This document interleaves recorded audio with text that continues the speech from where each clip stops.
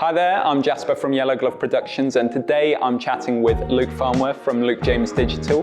They're an East Midlands-based marketing agency, and we're going to be talking about how you can best use video and photos in your marketing campaign.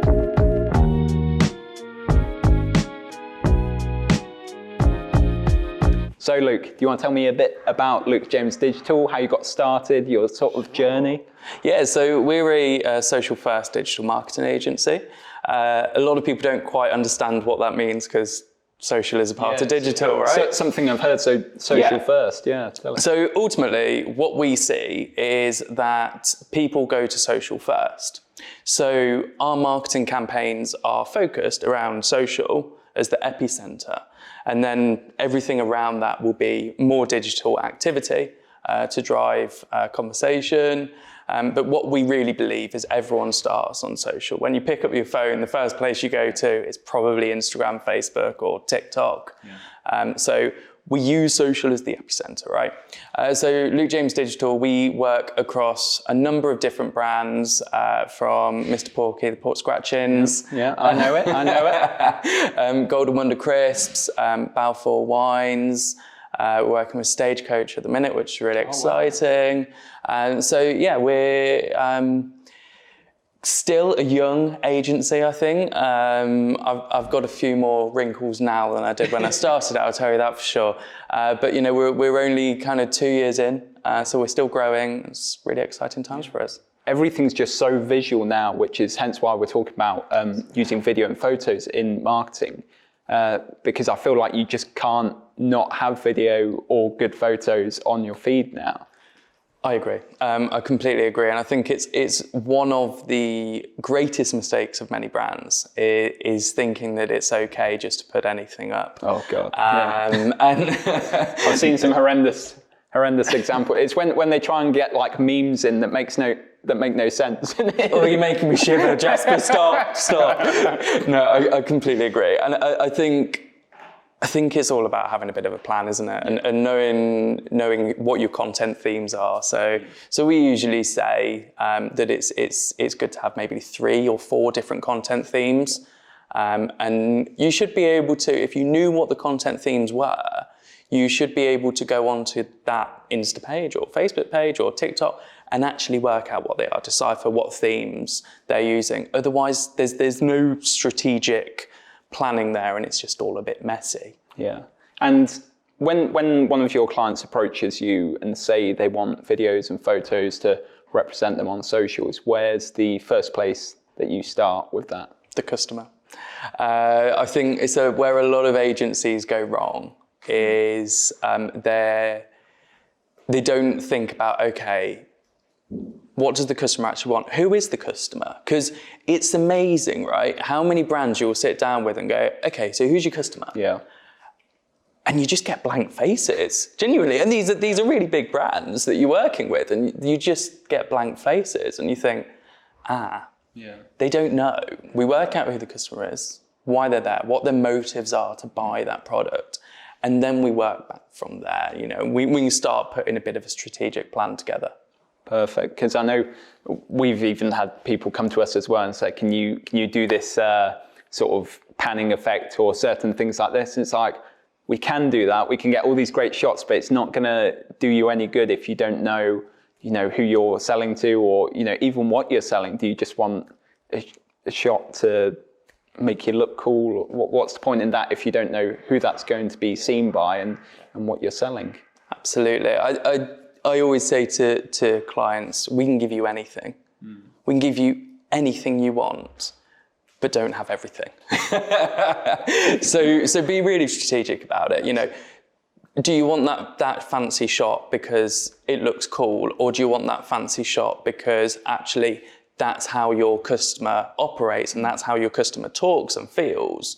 So I think it's really important to say, we can do anything, but don't have everything, because, master of, what's the phrase? A jack of all trades. Master of none. Master of none. So I think that's really important. Yeah, I mean, a great example of one of our clients is Cattell Windows, and they have they originally had what we call a branding video from us. So it's sort of like a story told of what their brand's about, the history, you know, how they started, all the way to things like awards. And I think it came to a 3-minute video. So it's just a nice thing to introduce a new customer who's, you know, looking for a big, what is a big purchase like windows and doors on your house? You know, you're going to be living surrounded by these things for a good, spending a lot of money. Yeah, good amount of time. Yeah. But after they had that branding video, they then had things like FAQ videos. They had more in-depth videos about certain brands they had and certain software they used. So that's an example, I feel, where they really know what their customers are looking for. Yeah. And they're not just going all out and saying, you know, can we just get a video? It's quite specific for their marketing. Yeah, absolutely. And I think that dovetails really nicely into how you then use those videos. And nothing breaks my heart more than someone spending, you know, a good amount of money on video and photography, and then it just sitting on a hard drive forever. Oh, don't. Whoa, it's the worst. It happens all the time, and it's genuinely heartbreaking because you spend so much time planning and making something look great for it to never be seen by anyone. Yeah, I feel like some people just don't understand the commitment you make with videos and photos, because you do have to, once that shoot day is over or the couple of days is over, you've got to make that effort to put it out and make sure that your customers are seeing it. It's like I said, it can be heartbreaking when you're waiting for something to come out and you just don't see it. But I feel like that's, you know, what you guys do. You make sure that it goes out, which is a good thing. Exactly. And what we do is we kind of, so when we get all of the assets back, I'm a big fan of sticky notes. I go old school. So I get all of the assets that we've got, and I will basically plot them on I don't know, the floor, the wall, table, wherever you want to, and we plot them out so we can start to create a bit of a plan. But it's not just the assets themselves that we're plotting. We're plotting a customer journey. So I probably bore most of my clients and my team about funnels, right? Yeah. I'm a big fan of marketing funnels. Google them, learn about them, learn how they work. Something that's come about quite recently, isn't it, in the past couple of years? Yeah, definitely. And it's becoming a real trend within sort of agencies to build these funnels. And to give a bit of highlight of how they work, right at the top, you've got brand awareness. In the middle somewhere, you've got consideration. They're starting to consider your brand more. And then at the bottom, you've got purchase. And recently, we're starting to see brand advocacy, or I like to call it raving fans. I want all of my customers to be raving fans, right? So you want to create community, don't you, with brands? Yeah, absolutely. So right at the top, we've got this brand awareness, which is maybe, if I dare say it, the fluffy stuff. Okay. Where it's not really selling a product yet, because how many times do you see an ad on Facebook and click buy now on the first click? It's never, is it? You don't. Never. You don't, because you go through this journey of learning about the brand, learning about the product. Why do you want it? What problem does it solve, right? As marketers, you know, we're problem solvers. We're solving a problem, right down to purchase, where it's a bit more hard hitting. It's a bit more go and buy this now. So I think it's really important to build funnels in your marketing strategy. Yeah. And having, I guess, you can have that with the videos and the photos. You can have a video to introduce your brand, a video then to introduce that product, and then the final video that's maybe an offer on that product, and you know, get people to click buy now, which is always really good when businesses actually make money. I have happy clients when they're making money. I have very angry clients when they're not. That's it. So let's round up then with what would you say makes a successful campaign versus what doesn't? I guess let's start with the bad bits. What are the do nots? I think the do nots is not having a plan, not knowing who your customer is, all of your assets looking different, and not having that brand feel. Get brand guidelines, stick to your brand guidelines. And when you don't, make sure someone gets told off for not sticking to their brand guidelines. So I think that's really important.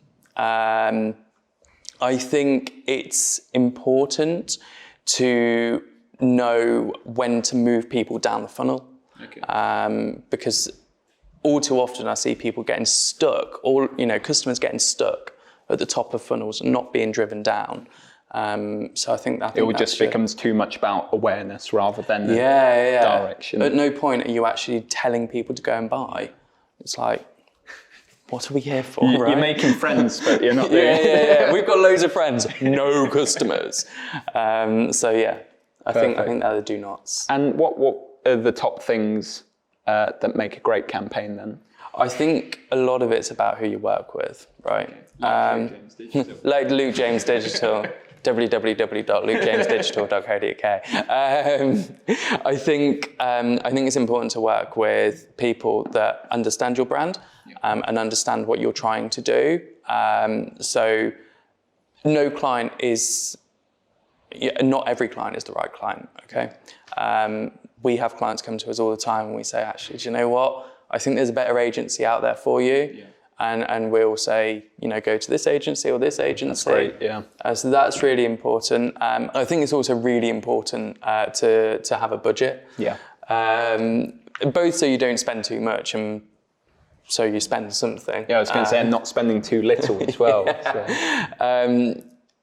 We use a lot of paid media to amplify our message. So I think it's important to look at those channels, work out what channels are right for you.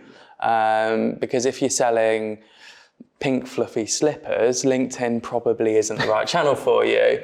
But TikTok might be, or Instagram might be. So I think working out your channels, working out your budget, working out how you're going to spend that on paid media, all of that's really important. Perfect.